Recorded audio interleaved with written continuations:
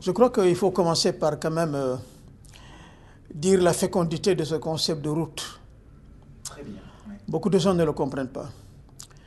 Ce que nous avons voulu faire à l'UNESCO avec la notion de route, que j'avais lancée, la route de la soie d'abord, c'est de dire que toute l'histoire de l'humanité est une histoire de mouvement, de rencontres, d'interaction et de transformation. Une dynamique perpétuelle.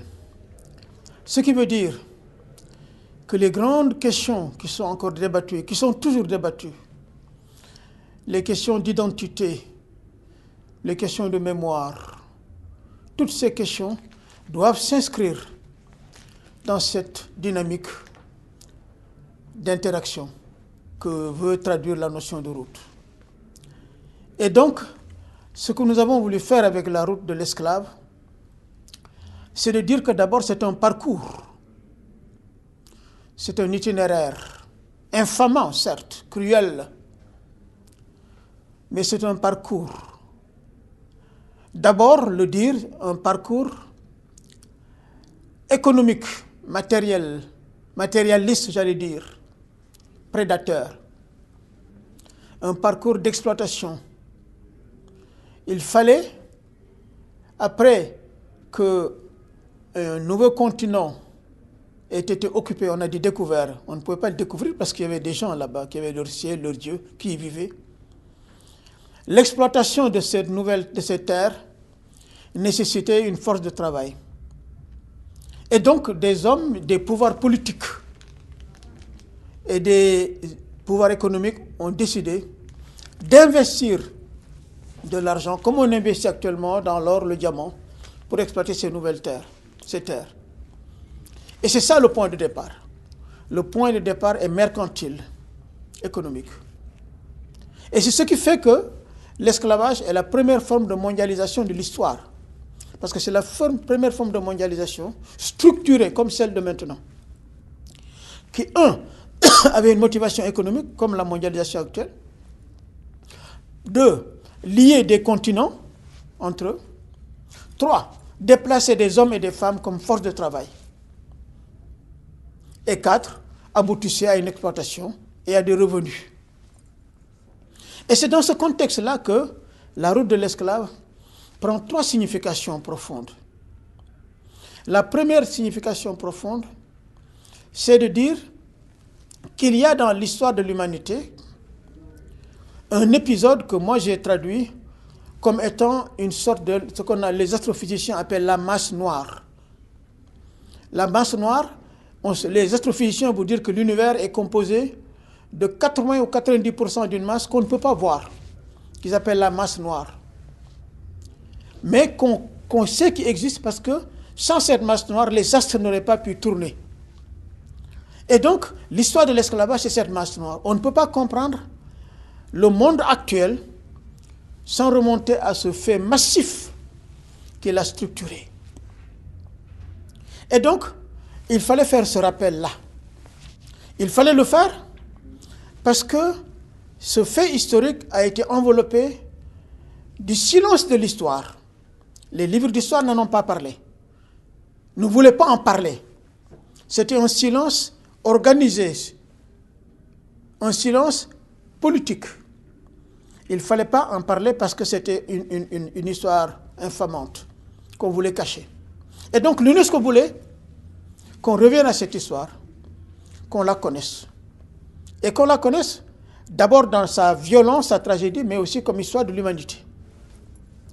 Alors la deuxième dimension de la route de l'esclave, c'était qu'il ne s'agissait pas seulement de mettre à jour ce continent historique, ce tsunami historique, le mettre à jour, le documenter d'une manière rigoureuse, dire voilà comment ça s'est passé, voilà pourquoi ça s'est passé, ses motivations, voilà comment on a asservi des hommes et des femmes, voilà comment on a légalisé cet asservissement par les codes noirs et que les États qui l'ont organisé.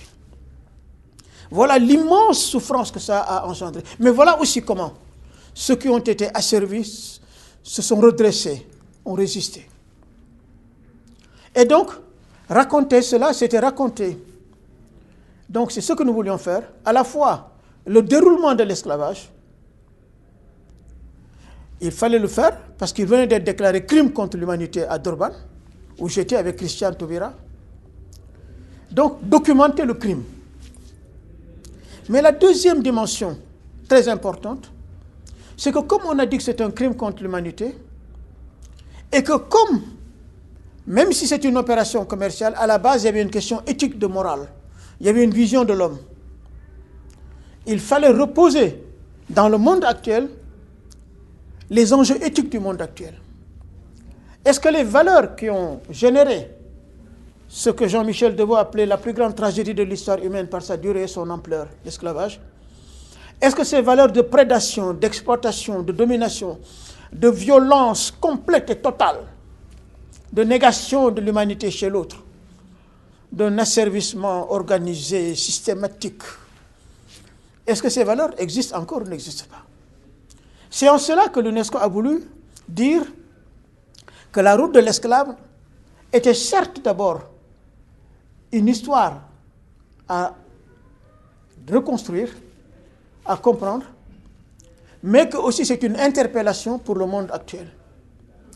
Parce que simplement, la matérialité de l'esclavage, la liaison entre les plusieurs continents, Europe, Afrique, Asie, etc., a littéralement structuré le monde, l'univers, entièrement, et a créé des conditions qui encore marquent les sociétés actuelles. Et donc, c'est un point extrêmement important, mettre cette dimension éthique qui nous interpelle sur le présent de cette histoire d'esclavage. Et enfin, pour terminer, ce que nous voulions faire aussi avec la route de l'esclave, c'est de dire que les questions qui taraudent les sociétés actuelles, contemporaines, les questions d'identité, de multiculturalité, de diversité, et en profondeur la question de l'altérité, du rapport à l'autre, de la conception de l'autre, quelle que soit sa différence raciale, religieuse, culturelle. L'histoire de l'esclavage éclaire comment l'altérité a été antagonisée et non pas construit et compris comme un enrichissement réciproque. On a, dans ces 5 siècles de l'esclavage, qui a été accompagné d'une construction et d'une légitimation intellectuelle, on a antagonisé l'altérité. On a fait de la diversité un antagonisme et non un enrichissement. Et donc nous voulions déconstruire ça pour permettre aux sociétés actuelles qui se posent la question de l'altérité, parce que les sociétés sont multiculturelles et que des groupes refusent cette multiculturalité, de dire attention, voilà d'où vient ce multiculturalisme. Voilà ses racines historiques, voilà ce qu'il va falloir faire pour le combattre. Donc c'est tout cela qui est au cœur de l'histoire de l'esclavage, et évidemment l'éducation est au cœur de cela.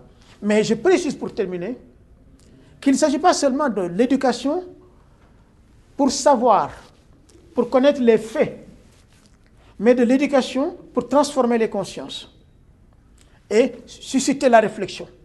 Pourquoi ces faits ont eu lieu et en quoi, ici et maintenant, ça nous concerne.